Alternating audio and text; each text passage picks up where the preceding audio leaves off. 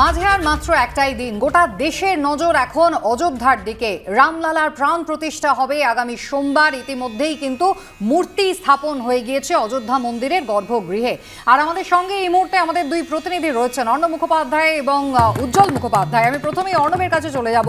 অর্ণব, একেবারে গোটা অযোধ্যা জুড়ে সাজো সাজো রব, এবং আমরা প্রত্যেকে অপেক্ষা করে রয়েছি কি হতে চলেছে 22 তারিখ তা দেখার জন্য। সকালবেলা মোটামুটি দিনের শুরুটা কিভাবে হচ্ছে এখন অযোধ্যায়?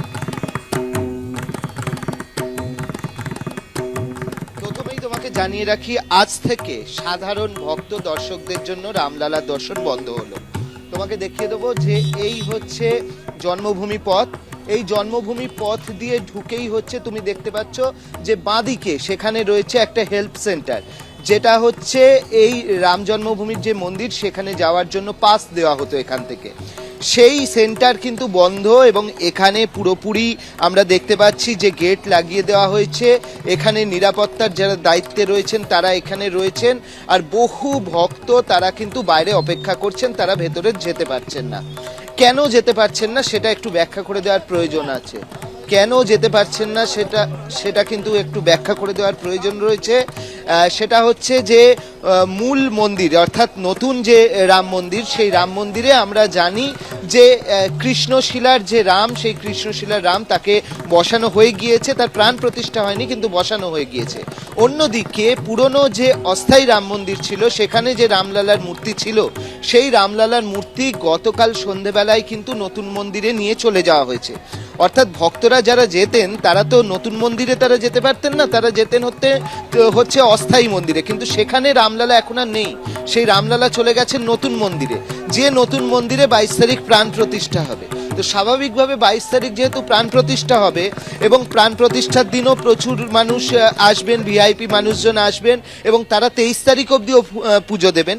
তো যেটা সম্ভাবনা রয়েছে 23 অথবা 24 তারিখ থেকে এটা ফের ভক্তদের জন্য খুলে দেওয়া হবে।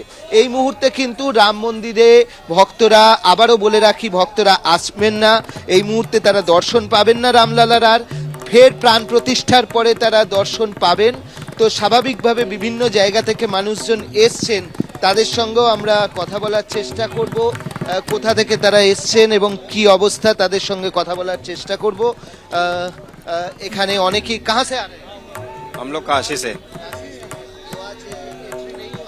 नहीं होगी, हम लोग मंदिर व्यवस्था के लिए आए हुए हैं। कहाँ से आ रहे हैं आप? कर्नाटक कर्नाटक से नहीं मिलता। কর্ণাটক থেকে এসছেন এনারা, এবং তারাও কিন্তু আজকে তারা দেখা পেলেন না। कहाँ से आ रहे हैं आप लोग? बिहार से आ रहे हैं। हाँ जी सर। क्या आज रामलला नहीं, यहाँ तो एंट्री नहीं जाने दे रहे हैं आप लोग कहाँ से? हम कुंडा प्रतापगढ़ से आए हुए हैं, व्यवस्था में, इसी व्यवस्था में लगे हुए हैं। मंदिर में प्रवेश करने जा रहे हैं व्यवस्था हेतु, प्रसाद पैकिंग में जा रहे हैं जी। तो आप? हम पाली डिस्ट्रिक्ट राजस्थान से। हाँ, आज दर्शन नहीं मिला, कल मिला था, बहुत अच्छा दर्शन मिला था। তো কাল দর্শন মিলা থা, জেসে বল রহে, যেরকম এনারা বলছেন যে কালকে দর্শন পাওয়া গিয়েছিল, কিন্তু কালকেই তো রামলালা হচ্ছে অস্থায়ী মন্দির থেকে তিনি চলে গিয়েছেন পুরনো মূর্তি, সেটা নতুন মন্দিরে চলে গিয়েছে, এবং নতুন মন্দিরের যে মূর্তি তার প্রাণ প্রতিষ্ঠা হয়নি।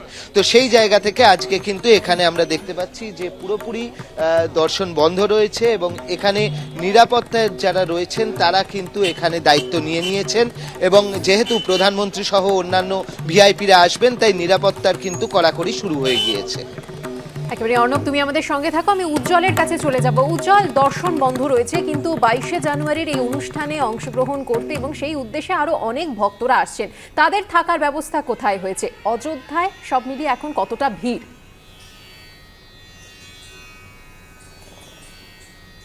দেখো, প্রথমত বলি, সেটা হচ্ছে যে অর্ণব যেটা দিয়ে শেষ করলো, আমি শুরু করি যে এই মুহূর্তে কিন্তু অযোধ্যা হচ্ছে ভিভিআইপি মুভমেন্টের জন্য সবচাইতে সিকিউরড একটা জায়গা।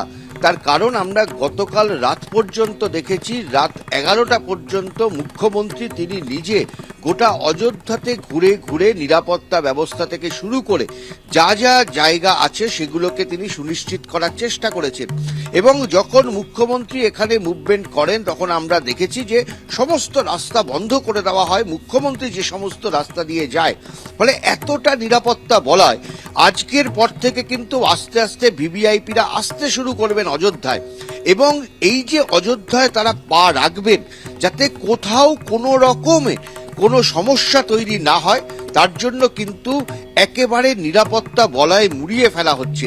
সাধারণ যারা পুণ্যার্থী যারা আসছিলেন আজকে থেকে কিন্তু তাদেরকে নিয়ন্ত্রণ করা হবে।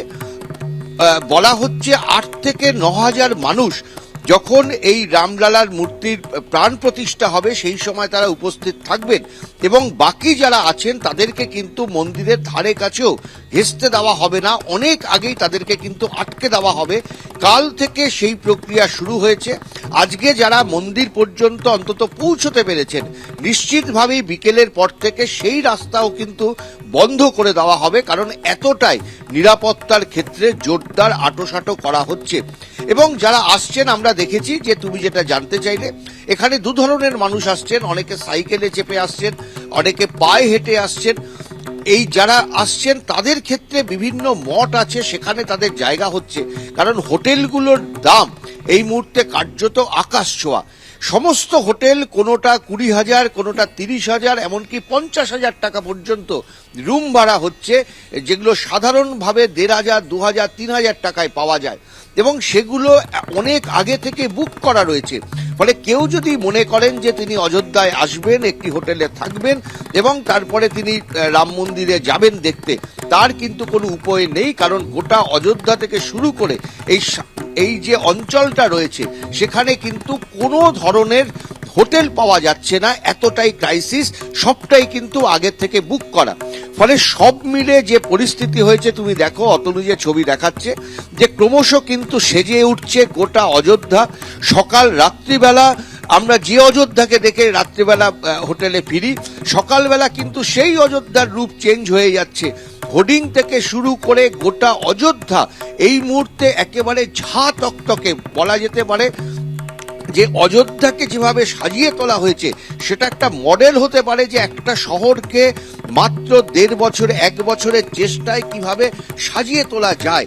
রাস্তা থেকে শুরু করে আমরা রাত 11টার সময় এই প্রচন্ড ঠান্ডাতেও দেখেছি যে যারা রাস্তা পরিষ্কারের দায়িত্বে রয়েছেন তারা তখনও পর্যন্ত রাস্তা ঝাড় দিচ্ছেন যাতে কোথাও কোনো রকমের কোনো একেবারেই। নোংরা পড়ে না থাকে। ধন্যবাদ উজ্জ্বল তোমাকে, অর্ণব তোমাকেও ধন্যবাদ।